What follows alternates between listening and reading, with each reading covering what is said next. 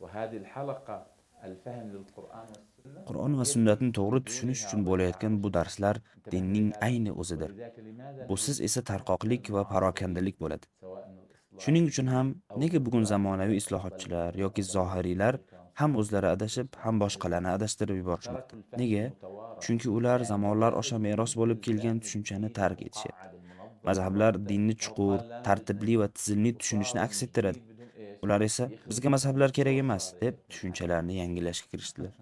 Xo'sh, فماذا keyin nima فعلوا؟ qilishdi? ضيعوا المسلمين Musulmonlarni adashtirishdi, yo'ldan urishdi, وأضلوا tarqatishdi وشتتوهم va ularning وأفسدوا hayotini على izdan chiqarishdi. المسلمين حياتهم. Bu هذه darslar حلقة ikkinchi حلقة darajali emas, ليست balki هامشية، nihoyatda muhim حلقة darslar في bo'lib, غاية bu الأهمية، darslarda o'zimizda to'g'ri لكن tushuncha hosil أن bo'ladi. نضبط Demak, أنفسنا bizga turli xil فإذا tushunchalar ما emas, نريد أفهاما balki sog'lom متعددة va to'g'ri fahm نريد kerak. أفهاما سليمة Uni qanday كيف olamiz? نحصل عليها؟ Ma'lum va bizgacha بالفهم meros bo'lib المتواتر kelgan tushunchani العظيم kimdan olamiz? للسلف في المذاهب Faqat va faqat الأربعة. mazhabimizdagi لأنه salaf لا ulamolaridan. نتجاوز فهم أبي حنيفة، Chunki biz Abu وافتقارنا Hanifaning على هذا fiqhdagi الفهم darajasiga yeta ثم olmaymiz. بناؤنا Endi عليه bizning shu على tushunchada عندنا birlashib, سنن uning وقواعد ustida mahkam وتفاسير turishimiz وكذا bizga وكذا. ilm, qoidalar, لابد tartib نريد va التقليد tizimni في beradi. مرحلة من المراحل. Shuning uchun biz har كل doim من aytamiz, تراهم ma'lum bosqichgacha ضائعون taqlid zarur. تائهون Siz يعني لا ko'rib turgan يفلحون barcha هم adashgan va فقط sarson bo'lib من turganlar faqat يسيرون o'z على fikri bilan رأس الله yurganlardir. سبحانه. Ular o'zlari adashdilar فيضلون va boshqalarni ويضلون. ham adashtiradilar. فهمناها؟